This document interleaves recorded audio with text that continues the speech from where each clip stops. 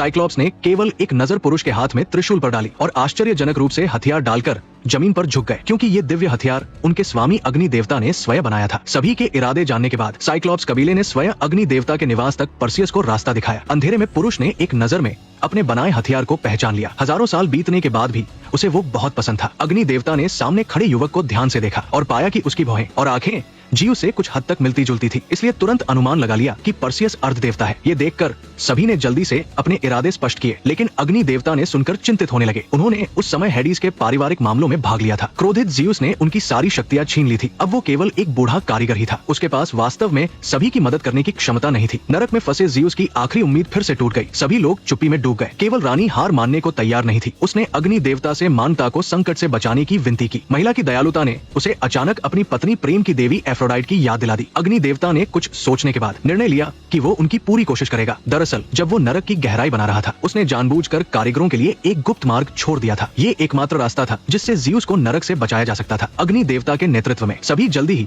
नरक के प्रवेश द्वार पर पहुंच गए। उसने विशेष रूप से बताया कि अंदर सैकड़ों दरवाजे छिपे हैं। यदि नक्शे के अनुसार नहीं चला तो जान का खतरा हो सकता है। लेकिन जब सभी ने पूरी तैयारी कर ली, अचानक एक आकृति आकाश से प्रकट हुई। एक शक्तिशाली झटके की लहर के साथ काला पड़ चुका युद्ध का देवता एरीज आकाश से उतरा। दरअसल दल में किसी को डर लग रहा था। उसने एरीज से प्रार्थना की थी, जिसके कारण सभी का स्थान उजागर हो गया। एरीज ने अपने पिता के पसंदीदा अवैध पुत्र को देखा और तुरंत गुस्से से भर गया। युद्ध हथौड़ा निकालकर उसे चूर चूर करने की तैयारी की। साथ ही उसकी मदद के लिए आगे आए, लेकिन वो एरीज का मुकाबला नहीं कर सके। पल भर में पुरुष के हाथों मारे गए। युद्ध के देवता से प्रार्थना करने वाली महिला ने देखा कि लोग मर रहे हैं। वो जल्दी से जमीन पर घुटनों के बल बैठ गई और वफादारी दिखाने लगी, लेकिन एरीज की आंखें पहले ही क्रोध से लाल हो चुकी थी। हाथ उठाकर उसने महिला को समाप्त कर दिया। जीवन और मृत्यु के क्षण में अग्नि देवता ने आखिरकार नरक का द्वार खोल दिया, लेकिन सभी लोग एरीज से बुरी तरह हार रहे थे। उनके पास वहां से निकलने का कोई मौका नहीं था। देखते ही देखते द्वार कुछ पलों में बंद होने वाला था। अग्नि देवता ने जल्दी से अपनी दिव्य छड़ी उठाकर समय बढ़ाया, फिर जानबूझकर एरीज के पास जाकर उसे उकसाया। सभी को थोड़ा सांस लेने का मौका मिला। देखते ही देखते परसियस फिर से बच निकला। युद्ध का देवता ने सारा गुस्सा हेफेस्टस पर उतार दिया। इसी बीच परसियस और अन्य लोग नरक में पहुंच गए, लेकिन गहराई में कैद ज़्यूस को खोजने के लिए उन्हें अग्नि देवता द्वारा बनाए गए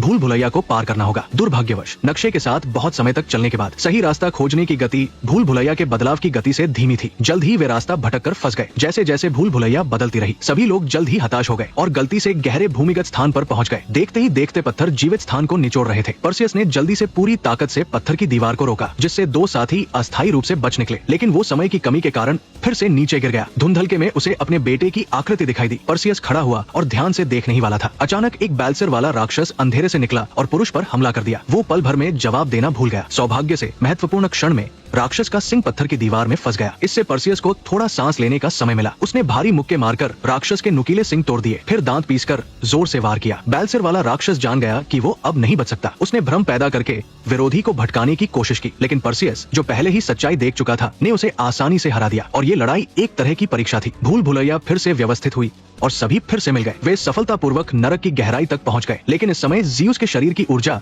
लगभग टाइटन द्वारा खत्म कर दी गई थी। वो किसी भी समय नींद से जाग सकता था। मृत्यु के कगार पर ज़्यूस ने भाई से माफी मांगी। उसने उस समय उसे धोखा देकर नरक में लाने के लिए गहरा पश्चाताप किया। सालों की प्रतीक्षा के बाद नरक का राजा हेडिस ने आखिरकार अपने भाई की माफी सुनी। शिकायतें होने के बावजूद पल भर में सारी नाराजगी गायब हो गई। लेकिन जैसे ही वो ज़्यूस को माफ करने और उसकी बेड़ियां खोलने वाला था, युद्ध का देवता एरीज अचानक प्रकट होकर हेडिस को रोकने लगा। इसी बीच देवता राजा क्रोनोस ने ऊर्जा इकट्ठा कर ली थी और धीरे धीरे नींद से जागने लगा।